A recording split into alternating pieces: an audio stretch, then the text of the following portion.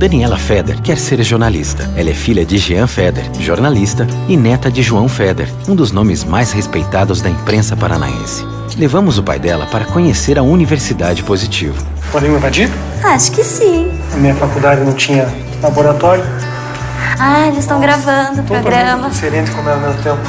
Nosso jornal diário. Diário? Uhum. Que legal! Fiquei muito impressionado com a estrutura da Universidade Positivo. Universidade Positivo. Referência para quem é referência.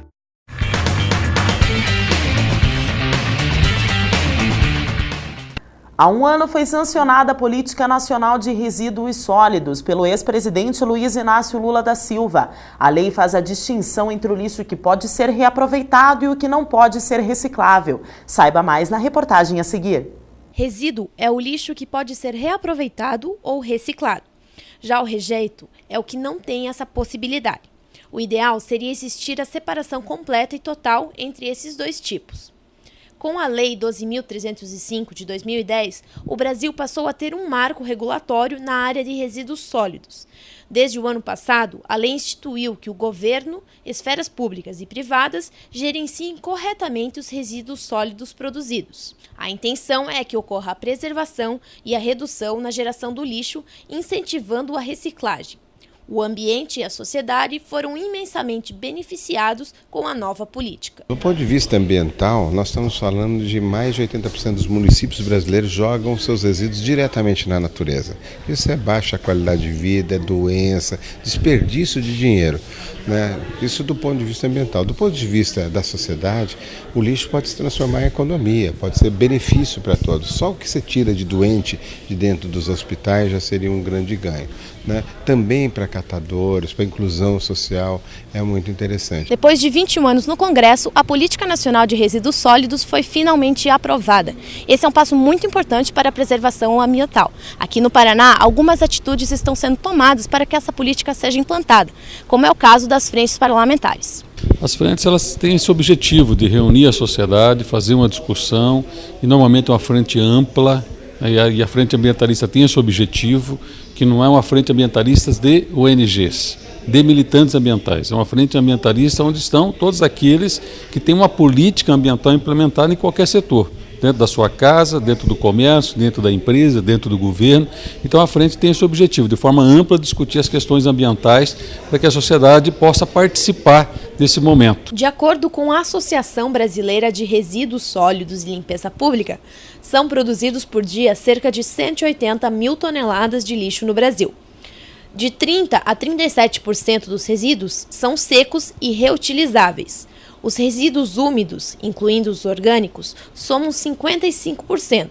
Somente 8% a 10% são considerados inaproveitáveis. O Estado já começou a implementar projetos referentes à política nacional nos municípios. Nós optamos pelo modelo federal, que é exatamente de tentar dividir o Estado em grupamentos de município. Existe um trabalho que vai ser contratado agora brevemente, um trabalho de consultoria. Esse trabalho vai nos apontar esses agrupamentos de municípios que tenham maior possibilidade de viabilidade econômica. E aí, a partir desses agrupamentos, nós vamos fazer repasses de recursos estaduais e também fazer repasses de recursos federais para poder implementar essa política. Antes a gente tinha desculpa de que não tinha legislação, agora não tem mais. A legislação está aí e os elementos jurídicos estão aí. O quadro Telemundo de hoje vai tratar de um assunto social. Vai falar sobre as manifestações populares em meio a crises econômicas. Tomás Maier conversou com o doutor em economia, Carlos Magno Vasconcelos.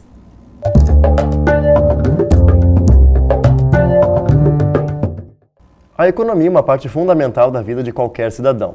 Os desdobramentos de manobras econômicas são muitos e muitas vezes imprevisíveis. A recente crise que afeta a Europa e os Estados Unidos, por exemplo, geraram um resultado curioso.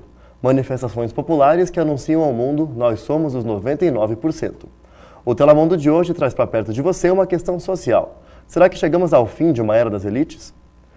Quem conversa comigo sobre esse assunto é o doutor em economia pela Escola Superior de Economia de Varsóvia, na Polônia, Carlos Magno Vasconcelos. Olá, seja bem-vindo ao Telemundo, Carlos Magno. Vou começar com uma pergunta de origens. De onde será que começaram essas manifestações? O que fez essa população ter vontade de ir às ruas e promover esse levante? Bom, isso aí, na verdade, é o resultado, né, de um processo lento que vem amadurecendo ao longo de muitos anos. E a crise econômica que o mundo vive hoje, ela é uma crise que se iniciou, a bem dizer, na década de 70, né? E que de lá para cá, as autoridades políticas, via de regra, pressionadas pelas lideranças econômicas, vem tomando uma série de decisões, mas com o passar do tempo, as razões mais fundamentais que estavam por trás da crise voltavam a aflorar e a economia voltava a patinar. Então a Europa já vem passando por mudanças, políticas econômicas de reestruturação dos gastos públicos, redução de gastos públicos há mais de uma década, né? E, novamente, o problema se aflora agora, mas agora parece que de uma forma mais importante, né? Desde 2008, com uma crise que atingiu ou começou mesmo no epicentro do sistema capitalista mundial, que foi os Estados Unidos. E hoje a gente chega, em 2011, praticamente a um momento onde as contradições que vinham se manifestando já de maneira explícita desde a década de 70, elas atingem um ponto bastante agudo dessa crise, obrigando o Estado, mais uma vez, a reduzir gastos, né? A reduzir investimentos, e isso tem afetado diretamente os grupos populacionais. Qual que seria a grande diferença entre essas duas crises? A crise de 2008 foi uma intervenção muito imediata dos estados, de vários governos nacionais, de vários países, né? Foram adotadas muitas políticas que minimizaram esses efeitos mais imediatos da crise. O problema é que tanto os efeitos da crise quanto a percepção subjetiva das pessoas é um processo lento. Hoje o que nós estamos vivendo é um agravamento e ao mesmo tempo uma incapacidade das lideranças políticas, econômicas que gerem o sistema capitalista de resolver essas crises. E aos poucos isso vai aumentando o número dos marginalizados, ao mesmo tempo percebendo que as respostas não são satisfatórias para resolver os seus problemas, vai aumentando a consciência de que talvez a situação não volte mais a ser como era antes. E é nesse momento que essas convicções vão se consolidando, é que as pessoas vão se tornando cada vez mais propensas a se manifestar. Tá certo, então. Muito obrigado pela sua participação. Obrigado. E essa foi a discussão de hoje. Na semana que vem, o Telemundo está de volta, trazendo assuntos internacionais para perto de você.